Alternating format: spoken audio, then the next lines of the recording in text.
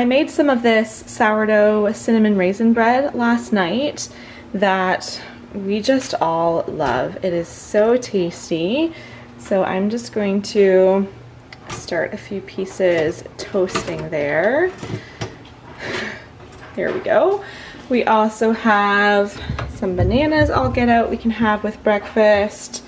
We have butter in here for spreading on our toast.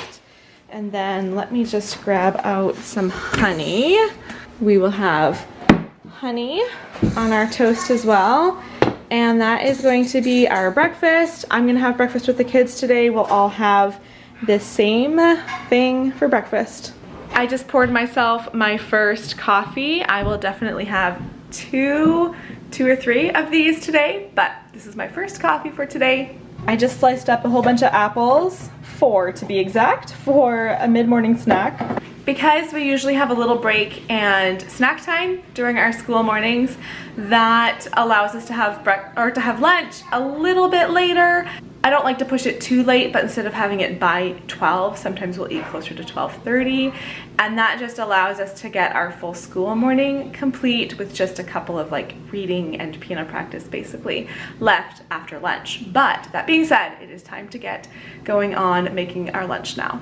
I got a whole bunch of eggs boiled earlier to make it nice and easy when it's actually lunchtime here. So I am just going to start peeling these, and I am going to make an egg salad spread.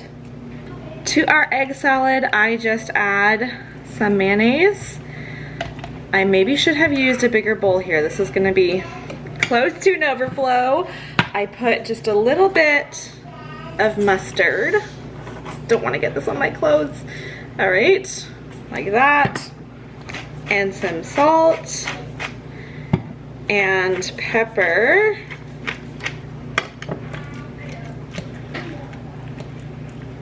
Egg salad is ready, and I bought some croissants, and so that's what we're gonna put this egg salad spread on, and then I just have to chop up some veggies and we're ready for lunch.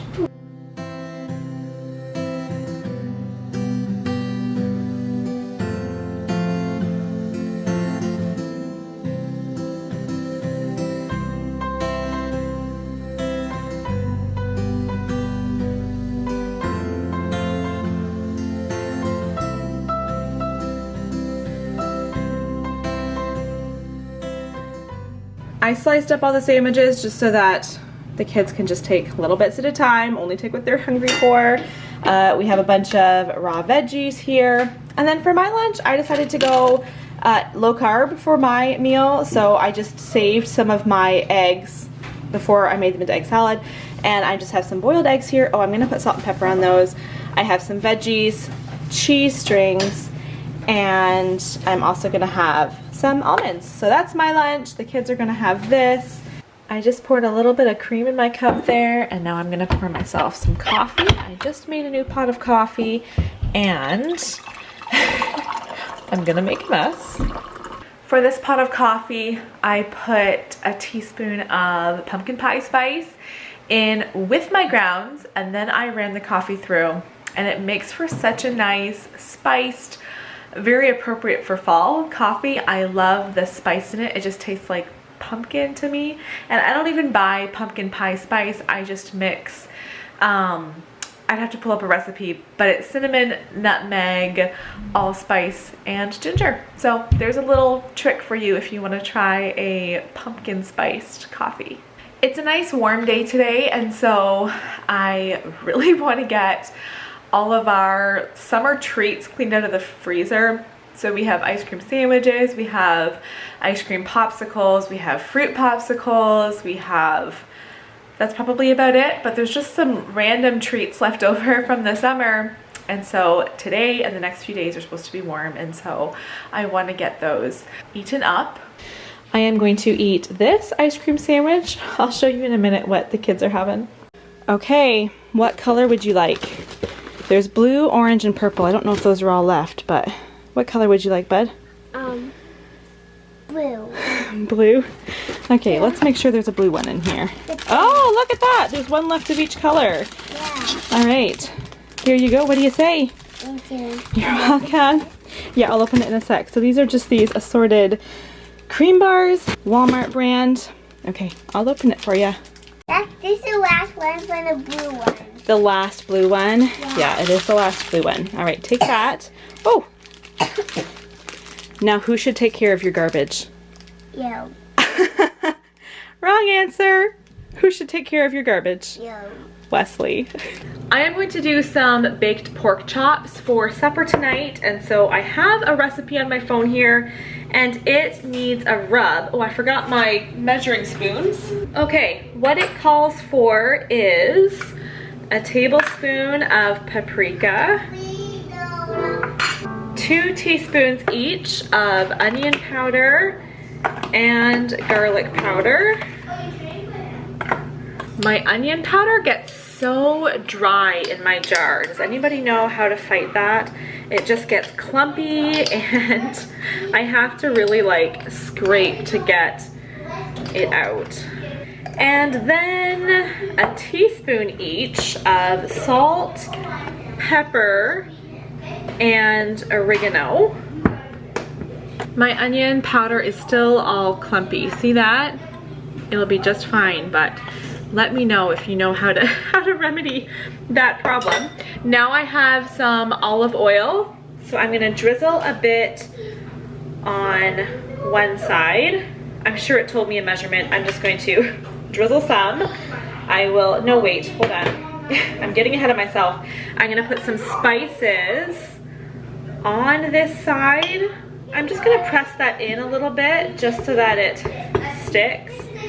Then I'm gonna then I'm gonna go wash my hands so I don't get all this stuff on my olive oil jar. And now I will do olive oil again and my spices again. The recipe says to make sure, I'm glad it says this, it says to make sure you put them in a pretty tight baking dish. I probably would have put this in a 9x13 pan if I hadn't read that.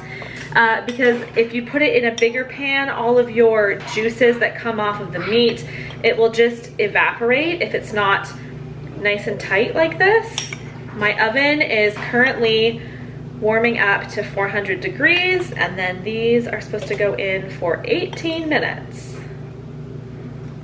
My oven is still warming up for the pork chops, but I'm also gonna start some water to cook for some rice. I used to measure amounts of water and rice. Okay, I still measure how much rice I put in, but I don't measure the water because it doesn't matter. You can just drain whatever extra you have.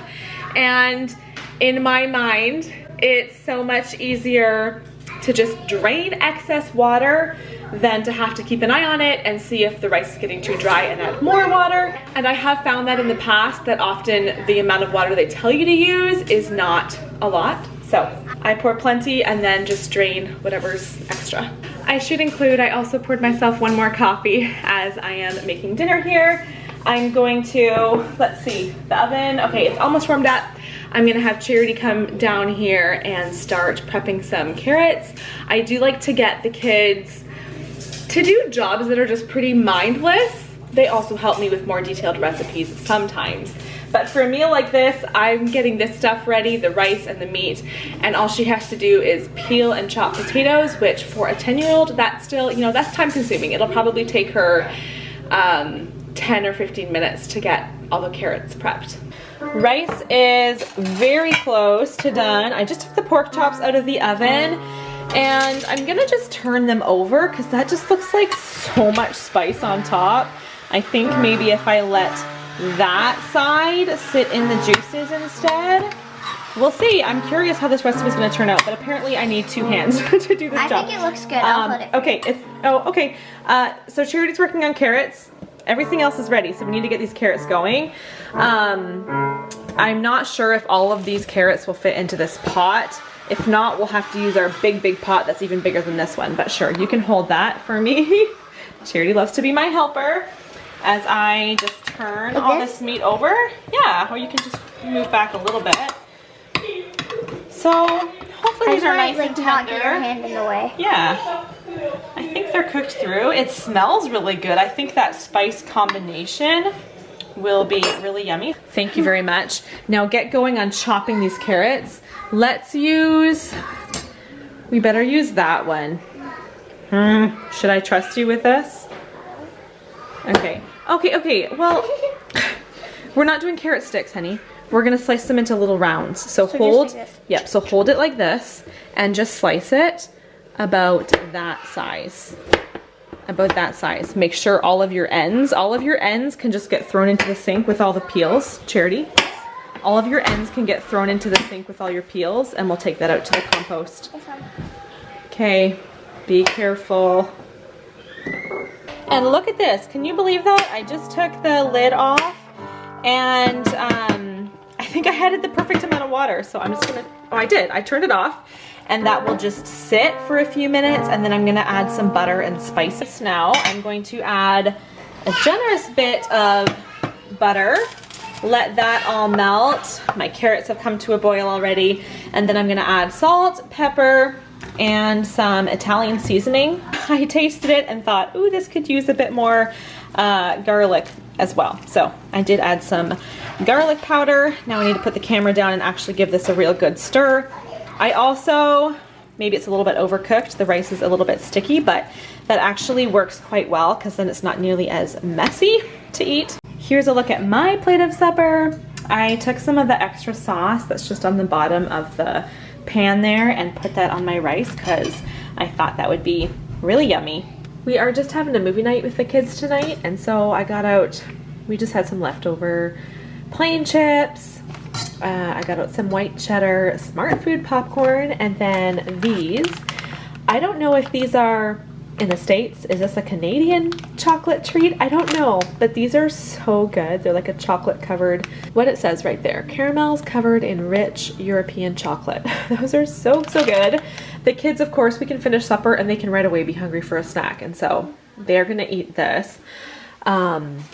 I want to have some of this a little bit later. This Boom Chicka Pop sweet and salty kettle corn. I am always up for popcorn. I do like chips, but popcorn is my favorite, especially either Chicago mix or sweet and salty. Those are my go-to, but that's our snack for tonight.